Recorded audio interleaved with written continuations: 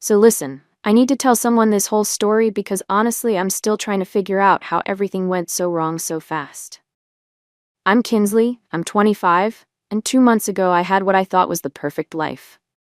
Now I'm sitting here in this empty apartment wondering how I ended up completely alone. Me and Garrett had been together for 4 years. 4 whole years.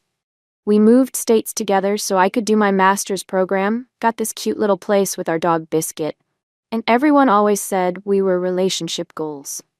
Like seriously, people would comment on our Facebook posts about how lucky we were and how they wanted what we had. I thought we had it all figured out, you know? He had a steady job. I was about to finish graduate school. We were talking about the wedding for next summer. Everything looked perfect from the outside. But honestly, living with someone for 4 years, you start to see all their flaws. Garrett became so predictable, so routine. He'd come home from work every day at the same time, want to watch the same shows, order from the same 3 restaurants. And when I tried to talk to him about my stress with school, or just needed someone to really listen to me, he'd give me these practical solutions like I was some kind of problem to be solved instead of his future wife who needed emotional support. It was like living with a robot sometimes. The worst part was how he just expected me to handle everything on my own. Like, I'm drowning in this insane graduate program, pulling all-nighters, stressed about my thesis, and he's just going about his normal life like nothing's changed. When I'd try to explain how overwhelmed I was, he'd be like, "Well, you chose this program," or "Just manage your time better." Thanks, babe, super helpful. Meanwhile, I'm doing all the emotional labor in our relationship, planning our social calendar, remembering his family's birthdays, keeping track of everything, while also trying to graduate. And don't even get me started on how he interacted with my classmates. The few times he met people from my program, he'd just sit there on his phone or make these awkward comments that showed he wasn't even trying to connect with the people who were becoming my closest friends. These people understood what I was going through because they were living it too. They got the pressure, the stress, the late nights. When I talked to them about relationship stuff, they'd actually engage and give real advice, not just tell me to communicate better, like that was some magic solution. My classmates, especially the guys, would actually ask follow-up questions when I talked about things that mattered to me. They'd remember details from previous conversations. They made me feel heard in a way I hadn't felt at home in months. Devin especially was always so thoughtful about checking in on how I was handling everything. He had his own girlfriend back home, but he never made me feel like my problems were too much or too complicated to discuss. I started looking forward to those conversations more than I looked forward to coming home. That probably should have been a red flag, but at the time I just thought it meant I was finally finding my people. You know, people who got me and what I was trying to accomplish. And Garrett always made me feel like my degree was just this expensive hobby I was pursuing, instead of something that actually mattered for our future. So when the girls suggested we all go out to celebrate finishing our midterm presentations, I was so ready for it. I'd been working non-stop for weeks and I deserved to blow off some steam. I invited Garrett, obviously, but of course he said he was tired and would rather stay home with Biscuit. Same old Garrett, choosing his comfort zone over supporting his fiancé during one of the most stressful times of her life. I was disappointed but not surprised. Story of our relationship right there. The night started out innocent enough. We went to this bar downtown that had karaoke and cheap drinks. All my classmates were there, including Devin, and everyone was just so happy to finally relax after weeks of intense studying. The energy was amazing. Everyone was laughing and cutting loose, and for the first time in forever, I felt like I could just be myself without worrying about anything. I'll admit I drank more than I usually do, but it had been such a stressful few weeks, and everyone was buying rounds. Devin kept making sure I had a drink in my hand, which was sweet of him. He was being so attentive, asking me about my presentation and actually listening to my answers, instead of just waiting for his turn to talk like most guys do. We ended up sitting next to each other most of the night, and I noticed he kept finding little reasons to touch my arm when he was talking or laughing at my jokes. The thing is, Devin had always been flirty in class, but in that harmless way that doesn't mean anything. He has a girlfriend back in his hometown, so I never thought anything of it when he'd compliment my outfits or save me a seat. But that night felt different. Maybe it was the alcohol. Maybe it was because we were finally outside of the academic setting, but there was definitely some kind of energy between us that hadn't been there before. When our other classmates started leaving around midnight, Devin suggested we stay for one more drink. Just the two of us. I should have said no. I should have gone home to Garrett. But honestly, I was having more fun than I'd had in months. Devin was telling me how impressed he was with my work, how smart and driven I was, all these things Garrett never said anymore. He made me feel special, like someone worth paying attention to. That's when things started getting more intense. He moved closer to me in the booth, started playing with my hair while we talked. He told me he thought I was beautiful, and that my fiancé was lucky to have someone like me. Then he said something that hit me right in the gut. He said it seemed like Garrett didn't appreciate what he had, and that, if I was his girl, he'd never take me for granted like that. I know I should have shut it down right there. But God, it felt so good to hear someone say what I'd been thinking for months. Here was this guy, who barely knew me, recognizing that I deserved better treatment than what I was getting at home. When he leaned in and kissed me, I was so caught up in feeling wanted and appreciated that I just went with it. The kiss was intense, way more passionate than anything I'd experienced with Garrett in years. We made out right there in the booth for what felt like forever, his hands in my hair, mine on his chest. It felt like being wanted again, like being desired instead of just taken for granted. For those few minutes, I wasn't the stressed-out graduate student or the girlfriend who had to beg for attention. I was just a woman being appreciated for who she was.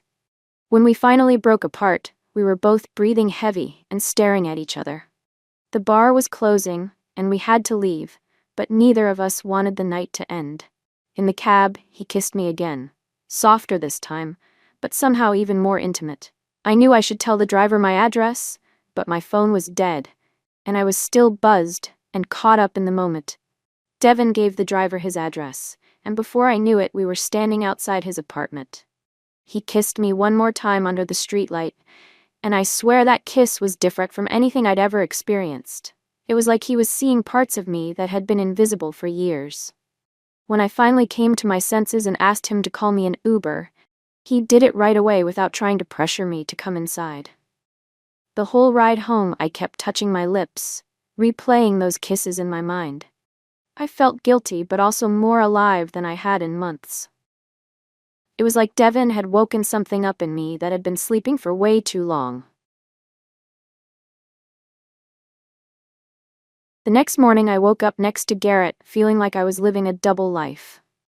He was getting ready for work like any other day, asking me about my night out in that distracted way he always did, not really listening to my answers.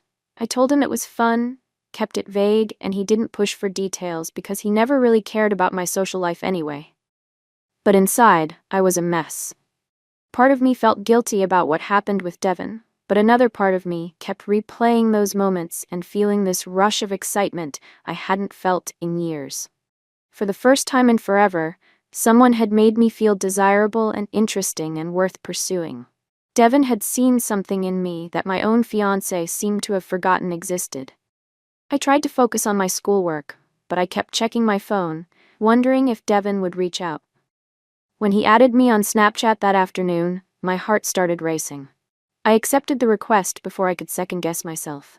His first snap was just a casual selfie with the caption, "Hope you're not too hungover today," with a winky face. I sent back a picture of my coffee with "barely surviving," and just like that, we were in regular communication.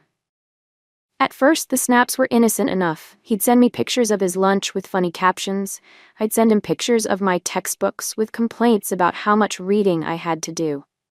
But gradually, they got more personal. He'd send shirtless gym selfies. I'd send pictures in my pajamas, studying late at night. Nothing too explicit, but definitely crossing lines I shouldn't have been crossing. The crazy thing was how easy it became to live this double life.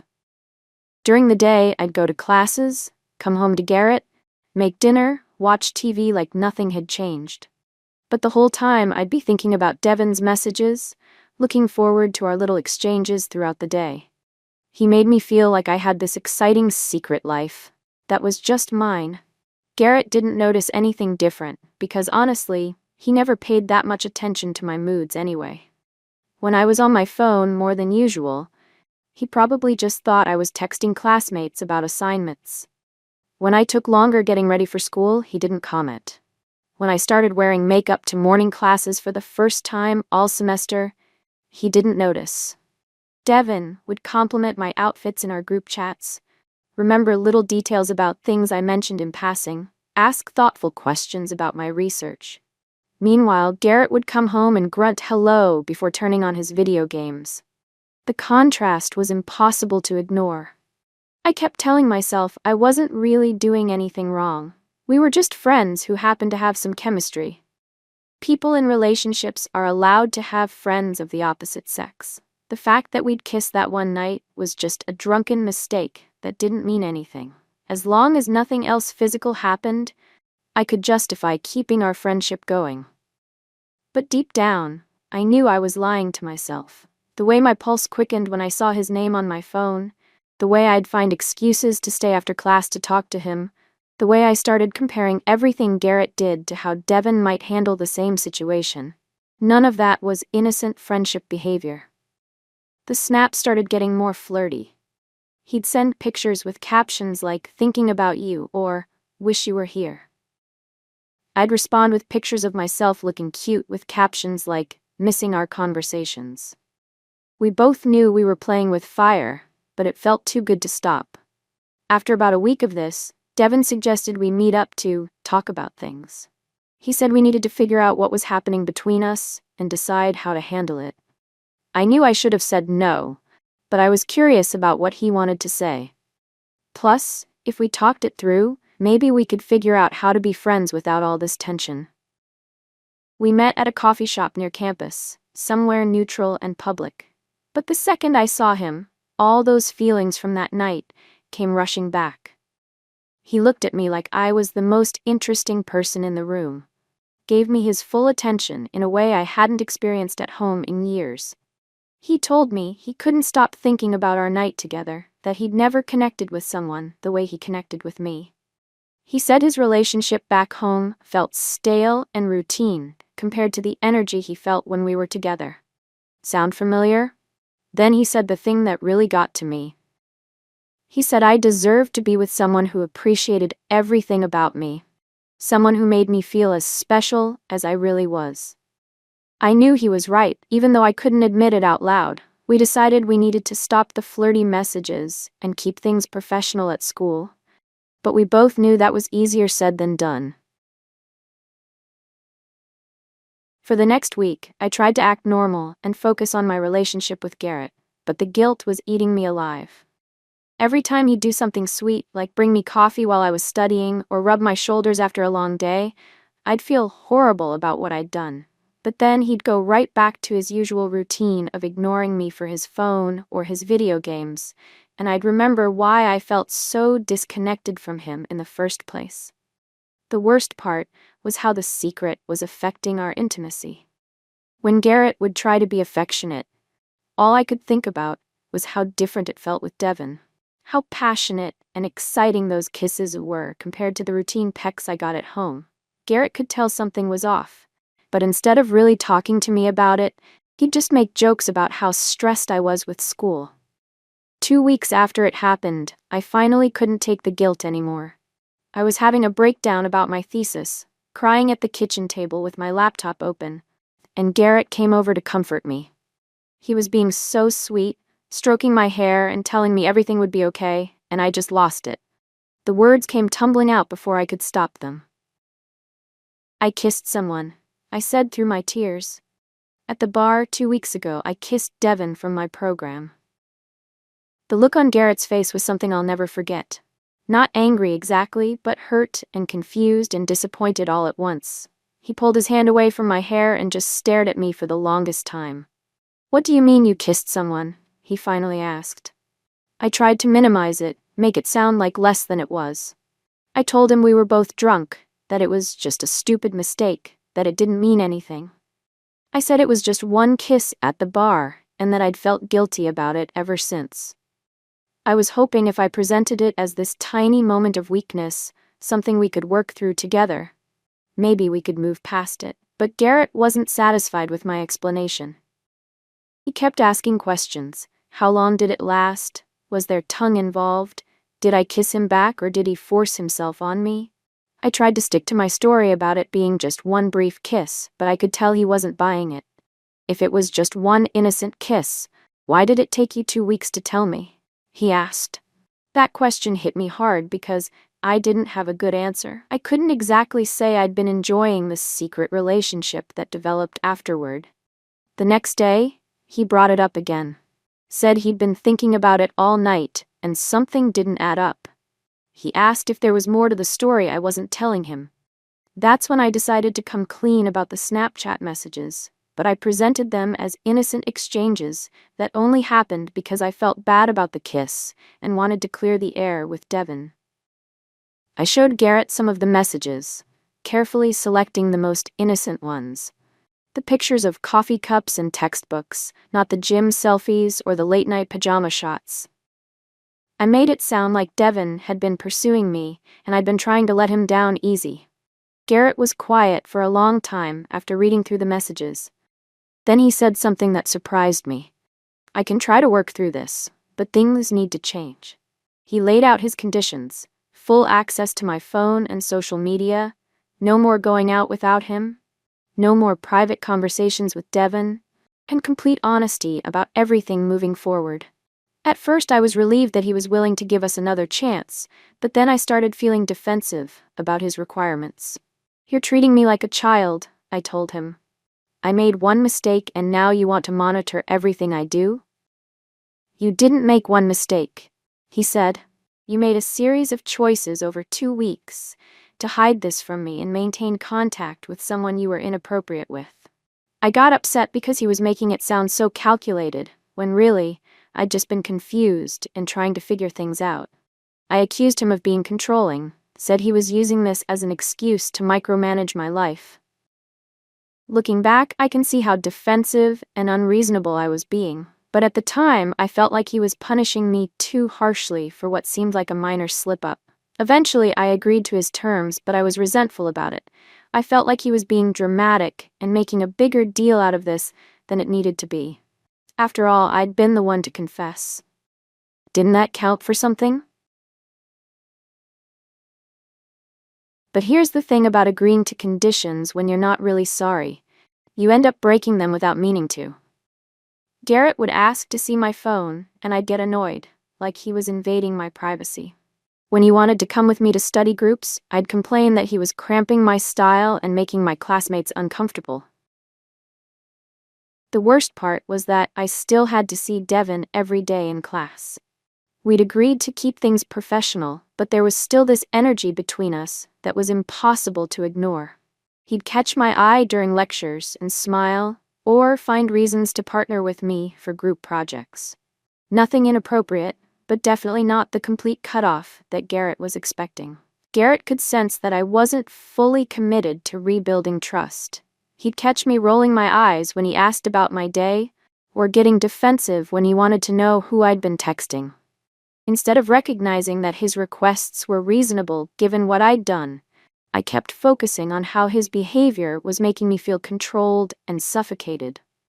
The breaking point came 3 weeks later when Garrett asked me point blank if there was anything else about that night I hadn't told him. Something about the way he asked made me realize he knew there was more to the story. Maybe he could tell from my body language, or maybe the details I'd given him didn't quite add up. But he definitely suspected I was still hiding something. That's when I finally told him about the cab ride, about going to Devin's apartment, about the additional kisses outside his place. I watched Garrett's whole world crumble as I spoke. This wasn't just some drunk kiss at a bar anymore. This was his fiancé spending extended intimate time with another man, going back to his place, continuing the physical contact even after leaving the bar. So you lied to me, he said quietly. For 3 weeks, you looked me in the eye every day and lied about what really happened. I tried to explain that I hadn't technically lied. I just left out some details because I didn't want to hurt him more than necessary. But even as I said it, I knew how ridiculous it sounded. I had absolutely lied to him, and we both knew it. I trusted you, he said. After you cheated on me, I still trusted you enough to try to work through this, and you used that trust to lie to my face every single day. He said he needed to talk to his friends about everything, which made me panic. I begged him not to tell anyone, said it would be humiliating for both of us if people knew our business. I made it about how it would affect my reputation at school, how people would judge me and treat me differently. So you can cheat on me and lie to me, but I can't even talk to my friends about it. You're more worried about your reputation than about fixing what you broke. I realized how selfish that sounded, but I was desperate. The thought of our friends and families knowing what I'd done made me sick to my stomach. I'd worked so hard to maintain this image of being the perfect girlfriend, the one everyone envied. If this got out, that would all be ruined. But Garrett was done listening to my concerns about image management. He said he needed support from people who cared about him, and that after weeks of lying, I'd lost the right to make demands about how he handled his own emotional needs. That's when I knew I'd really messed up. Not just the cheating, but everything that came after. The lies, the defensiveness, the selfishness. I'd had a chance to make this right, and I'd blown it completely. What happened next was like watching my entire life fall apart in slow motion. Garrett didn't just leave. He completely transformed into someone I didn't recognize. The man who used to accommodate my every mood, who avoided confrontation, who let me control most of our social calendar, suddenly had this quiet strength that I'd never seen before. He started going to the gym every morning before work. He signed up for therapy. He reached out to old friends he hadn't talked to in years. It was like my betrayal had woken him up from some kind of sleep, and now he was becoming the version of himself he was supposed to be all along. And honestly, it was terrifying to watch. The worst part was how calm he was about everything.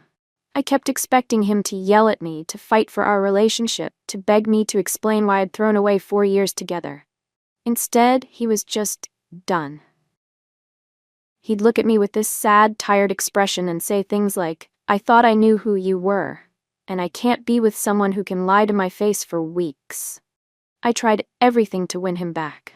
I wrote him long letters explaining how sorry I was, how the whole thing with Devin meant nothing, how I'd never make another mistake like that again. I offered to drop out of graduate school and move back home with him. I said I'd go to couples therapy, individual therapy, whatever he wanted. I even offered to cut off all my male friends and give him complete access to everything in my life, forever. But none of it mattered because I could tell he was already mentally gone. He'd listen to my speeches about how much I loved him and how we could work through this, and then he'd just nod and say something like, "I believe you mean that right now, but I don't trust that you won't change your mind when things get hard again." The thing that really got to me was how he started talking about our relationship in the past tense. "We had some good times," he'd say, or, "I'm glad we got to experience that together." Like we were already broken up, even though we were still living in the same apartment, still sleeping in the same bed. 3 months after I confessed, he told me he was moving out. He'd already found a place across town, already started looking into breaking our lease. He said he'd tried to forgive me, but every time he looked at me, all he could think about was how I'd lied to him day after day, while he was trying to rebuild trust. "I keep waiting to feel like I can trust you again," he said. "But it's been 3 months, and if anything, I trust you less now than I did right after you told me. Because now I know you're capable of looking me in the eye and lying about something this big for weeks." I begged him to give us more time, said 3 months wasn't long enough to heal from something like this. But he said the timeline wasn't the problem. The problem was that I'd shown him who I really was when things got tough, and he couldn't unsee that. The night before he moved out, I tried one last time to change his mind.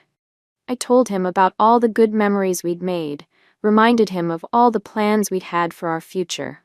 I said I'd spend the rest of my life making this up to him if he'd just give me the chance. He listened to everything I had to say, and then he said the thing that absolutely broke me.